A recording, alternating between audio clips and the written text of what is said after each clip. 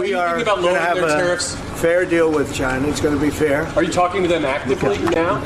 Actively. Everything's active. Everybody wants to be a part of what we're doing. Welcome back to the Government Report. Donald Trump is once again facing tough questions about his economic policies, especially after China publicly disagreed with the White House over tariffs. This latest development is a big blow to Trump, who has often used trade wars and tariff talks as proof of his strong leadership. China has been pushing back. Beijing has, in so many ways, have called Trump a liar about being in meetings with China over the tariffs. The sad truth is that China's Ministry of Commerce just said, "Door is open to talks, but it is willing to fight to the end." Reality is catching up with Trump. These kinds of setbacks affect how people see him, especially when the economy plays such a big role in voters' decisions. As Trump tries to make a comeback, issues like rising prices, trade tensions, and global reactions are making things harder. In this installment of Government Report, we will tell you all the critical issues, their significance in shaping the political landscape, and how quickly things can turn in politics when economic decisions don't go as planned. China's no negotiations policy. A question on China. Can you clarify with whom the U.S. is speaking with China? They're saying it's fake news that trade talks are happening. Well, they had a meeting this morning, so I can't tell you. It doesn't matter who they is. Donald Trump, known for his self-promotion and tough talk on China, has long pushed the idea that his tariff strategy would force Beijing into a corner, begging for a deal. At a press briefing, Trump insisted that China was negotiating actively, claiming everything's active and portraying the situation as if both sides were locked in productive talks. But China quickly threw cold water on this assertion. In an official statement, Beijing said plainly that no talks were taking place. According to the Chinese government, China and the U.S. have not engaged in any consultations or negotiations regarding tariffs, let alone reached an agreement. The contradiction could not be clearer. One side claimed momentum, and the other denied contact. This standoff reflects more than just differing diplomatic styles. It's a reflection of a breakdown in credibility. When the President of the United States says one thing, and a global power publicly denies it, it sends ripples not only through markets, but also through the confidence of U.S. citizens who depend on a steady economy. Trump's insistence that meetings were happening, despite China's rejection, comes off not as savvy negotiation, but as desperate spin. In his recent cabinet meeting, President Donald Trump stated that China is getting absolutely hammered by tariffs. He emphasized that the Chinese economy is currently struggling and described the situation as China doing very poorly right now. Trump added that he hopes to secure a new trade deal soon, highlighting the ongoing economic pressure being applied through tariffs. In a recent exclusive interview, U.S. President Donald Trump defended his trade policies, including the controversial tariffs imposed on China. Trump confidently stated that China probably will eat those tariffs, dismissing worries about potential price hikes in different sectors. When asked about the 145% tariff on Chinese goods, the president argued that China had been taking advantage of the U.S. economically for years, emphasizing that those days are now over. Trump's comments highlight his firm stance on confronting China's trade practices, despite growing concerns about the impact on American businesses and consumers. While initially framed as a strategy to protect American industries and rebalance trade, the actual outcomes have been quite different. Prices for consumer goods have risen, supply chains have been disrupted, and key sectors like agriculture and manufacturing have suffered under retaliatory measures from China. Markets have responded with volatility. Investors are spooked not only by the tariffs themselves, but by the unpredictable and often contradictory nature of the administration's decisions. One day, Trump threatens harsher tariffs. The next, he backtracks, claims negotiations are going well, and pauses enforcement. This inconsistency has created a climate of uncertainty that undermines business confidence and discourages investment. Even within Trump's own administration, there are whispers of doubt.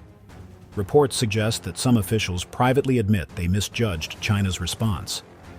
The assumption that China would quickly cave under economic pressure proved false, and the country has instead dug in its heels, refusing to engage on Trump's terms.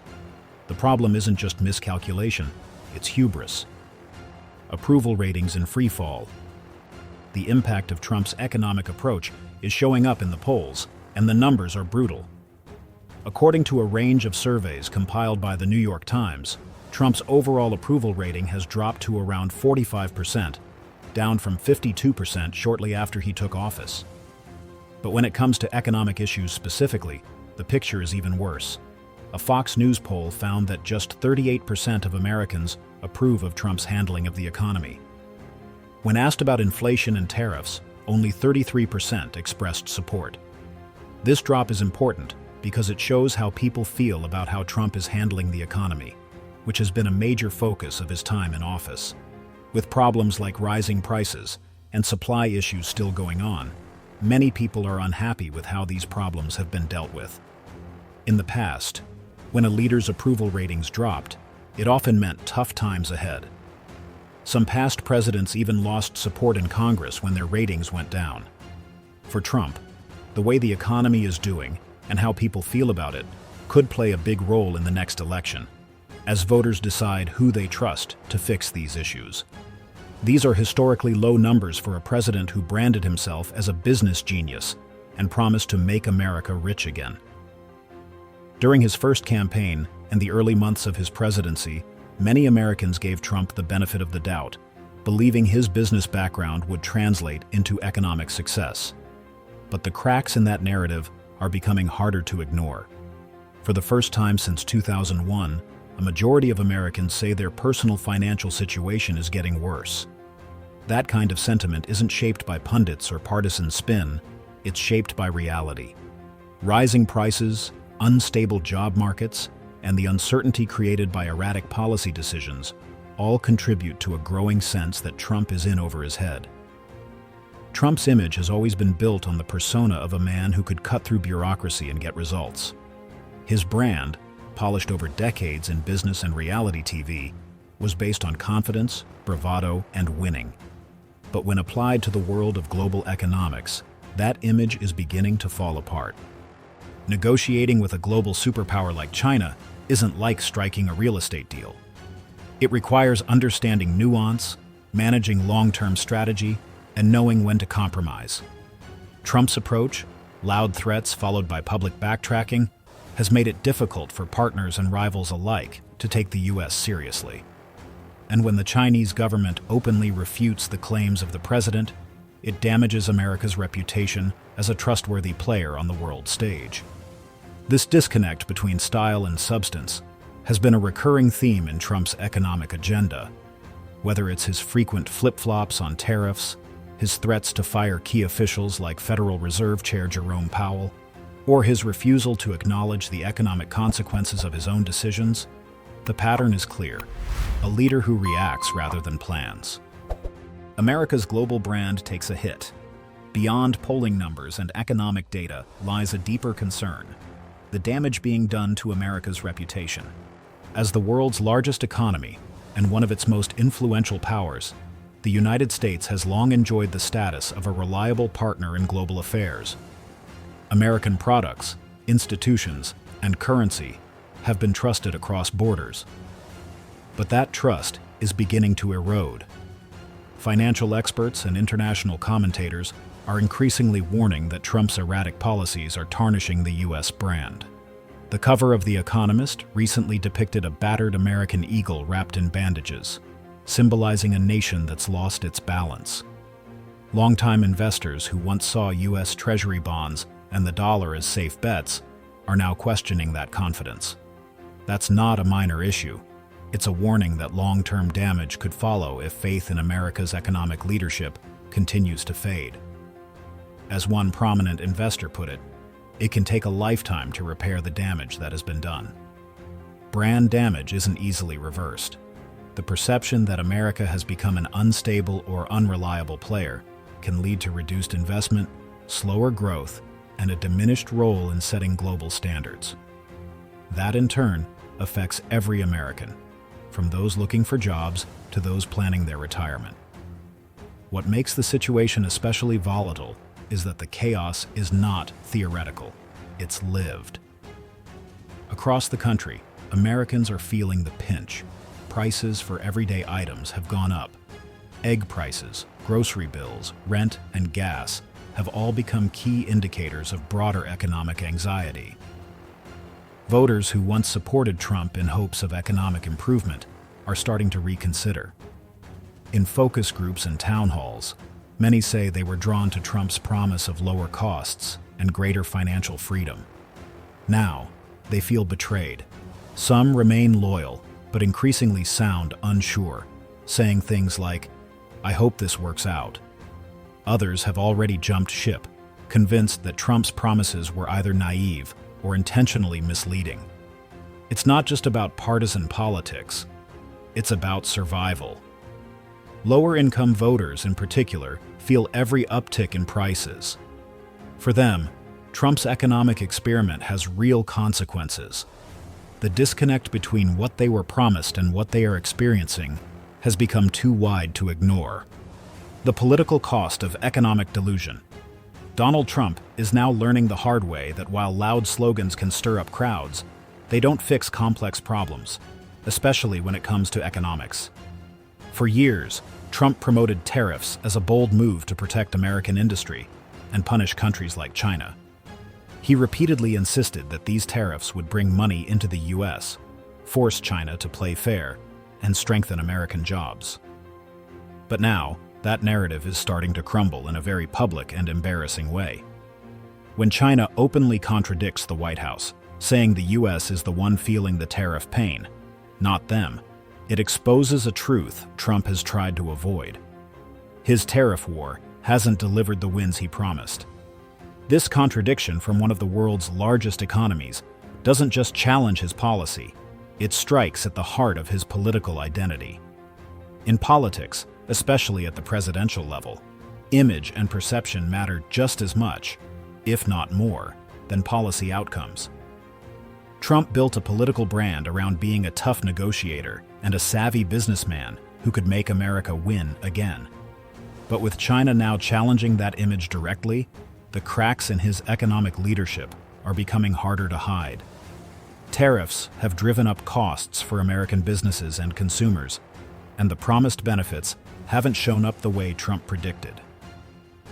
As everyday Americans continue to deal with rising prices and economic uncertainty, faith in Trump's economic message is slipping. This growing disconnect between his rhetoric and the reality on the ground could seriously harm his ability to rally voters, especially those who supported him, because they believed he could manage the economy better than traditional politicians. The danger here isn't just economic, it's political. When a president's key selling point loses credibility, the political fallout can be swift and brutal. Trump's approval ratings are already under pressure, and every time inflation rises or consumer confidence drops, his numbers take another hit. What's worse, even some Republican lawmakers are quietly distancing themselves from his trade policies, worried that the long-term damage may affect their own chances in future elections. Behind closed doors, there's growing concern that Trump's economic missteps could cost the GOP dearly, not just in the next presidential race, but across Congress and state legislatures. Party unity is starting to fray, and that weakens Trump's grip on the Republican base. History offers a warning. When presidents fail to handle economic issues effectively, voters respond at the ballot box. In the late 1970s, Jimmy Carter struggled with inflation and a perception of economic weakness, leading to his loss to Ronald Reagan. Trump could face a similar fate if he continues down a path where bold talk replaces real results. The American people are watching closely, and many are already feeling the consequences of the tariff war in their wallets. With China now calling out Trump's claims directly, it's no longer just domestic critics raising concerns. It's the international stage questioning his credibility. This global embarrassment makes it harder for Trump to maintain the strongman image he's worked so hard to create. Donald Trump's economic struggles have impacted his approval ratings. His handling of inflation and rising costs which didn't meet voters' expectations, has caused frustration and disappointment. The disconnect between his promises and the reality of the economy shows just how important economic management is to public opinion. His inconsistent decisions, especially with tariffs and the Federal Reserve, have added to a sense of uncertainty around his administration. Managing the economy is key to political success. Stay informed on these issues by subscribing to our channel, and if you found this video helpful, please like and share it. Your support helps us continue to bring you important insights into the political world. Thanks for watching, and we'll see you in the next installment of the Government Report.